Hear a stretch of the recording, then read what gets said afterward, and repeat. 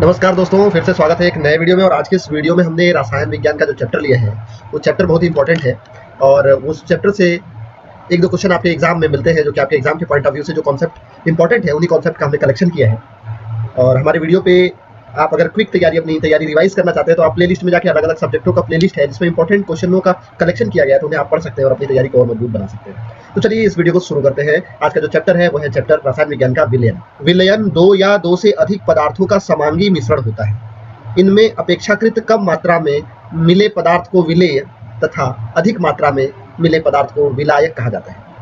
किसी विलेय की विलेयता निश्चित ताप पर 100 ग्राम विलायक में संतृप्त विलयन बनाने के लिए घोली गई उसकी मात्रा होती है। किसी विलेय की विलेयता निश्चित ताप पर 100 ग्राम विलायक में संतृप्त विलयन बनाने के लिए उसकी घोली गई मात्रा होती है। इसका मान विलेय की प्रकृति, विलायक की प्रकृति तथा दाब, गैसों में दाब पर भी ये निर्भर करता है। इसका मतलब है कि जो विलेय की विलेयता है वो किसी विलायक के 100 ग्राम विलायक में संतृप्त अवस्था उस अवस्था को कहते हैं जब तक कि कोई पदार्थ उसमें घुलता रह जाए और घुलना बंद हो जाए। तो जो वो स्थिति होती है जो घुलना बंद हो जाता है उसको बोलते हैं संतृप्त अवस्था। तो 100 ग्राम कोई विलायक है, उसमें जब तक विलेय पदार्थ होता है वो घुल ना जाए, पूरी तरह से घुलता रहे और घुलना बंद हो जाए, वो कंडीशन जितने ग्राम घुल जाए उसमें, उसको बोलते हैं विलेय की विलेयता। और जो निर्भर किस पे करता है, विलेय की प्रकृति, विलायक जिसमें घोला जा रहा है उसकी प्रकृति, और अगर गैस है, गैसीय अवस्था में है तो उस गैस में दाब पर भी ये निर्भर करता है। चलिए आगे बढ़ते हैं। हेनरी के नियम के अनुसार गैस की किसी द्रव में विलेयता उसके दाब के समानुपाती होता है। विलयन की सांद्रता उसके इकाई आयतन में उपस्थित विलेय की मात्रा है। विलयन की जो सांद्रता होती है उसकी किसी यूनिट आयतन में उपस्थित विलेय की मात्रा को विलेय की सांद्रता कहते हैं। इसके विभिन्न व्यंजक निम्नवत हैं। देखिए इस चैप्टर से बहुत सारे क्वेश्चन बनते हैं सॉल्व करने के लिए, तो कुछ फॉर्मूले हैं जिनको आपको बहुत याद रखना है। जो इंपॉर्टेंट फॉर्मूले हैं उन्हीं का कलेक्शन हमने कर लिया है। कभी कभी ये फॉर्मूले भी पूछे जाते हैं और कभी कभी आपसे इन फॉर्मूले के ऊपर क्वेश्चन भी पूछा जाता है। मोलरता, प्रति लीटर विलयन में उपस्थित विलेय के मोलों की संख्या मोलरता कहलाती है। m बराबर विलेय के मोलों की संख्या n बटे विलायक का लीटर में आयतन। ग्राम प्रति लीटर में सांद्रता अथवा शक्ति, प्रति लीटर विलयन में उपस्थित विलेय के ग्रामों की संख्या, मतलब कि जो विलेय का मात्रक है प्रति लीटर विलयन के आयतन में जो विलेय का ग्राम में क्या संख्या है, उसके लिए फार्मूला है विलयन का द्रव्यमान ग्राम में और विलयन का आयतन लीटर में। इस फार्मूले से सांद्रता निकल जाता है। मोललता किसको कहते हैं? विलायक के 1000 ग्राम में उपस्थित विलेय के मोलों की संख्या, विलायक के 1000 ग्राम में उपस्थित विलेय के मोलों की संख्या। m इक्वल टू फॉर्मूला क्या है? विलेय के मोलों की संख्या n बटे विलायक का भार ग्राम में गुणे 1000। आगे बढ़ते हैं। फॉर्मलता प्रति लीटर विलयन में उपस्थित सूत्रभार की ग्रामों में संख्या फॉर्मलता कहलाती है। F इक्वल टू विलयन में उपस्थित पदार्थ की मोल संख्या, n बटे विलयन का आयतन लीटर में। अगला फॉर्मूला है नॉर्मलता, प्रति लीटर विलयन में उपस्थित विलेय के ग्राम तुल्यांकों की संख्या, नॉर्मलता कहलाती है। नॉर्मलता बराबर होता है विलयन में विलेय की ग्राम तुल्यांकों की संख्या बटे विलयन का आयतन लीटर में।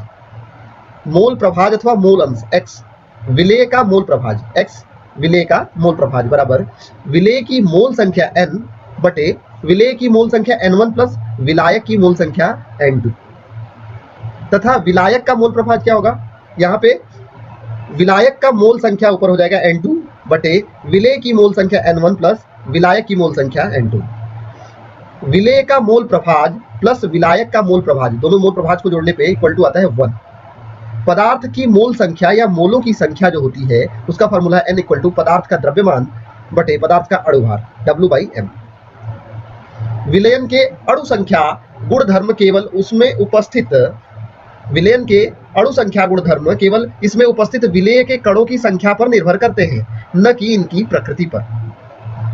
परासरण परिघटना में विलायक अणुओं का अर्धपारगम्य झिल्ली द्वारा कम सांद्रता वाले विलयन से अधिक सांद्रता वाले विलयन की ओर प्रवाह होता है। विलायक के प्रवाह को रोकने के लिए आवश्यक दाब को विलयन का परासरण दाब कहते हैं। परासरण दाब के पदों में सामान्य विलयन समीकरण निम्नवत है।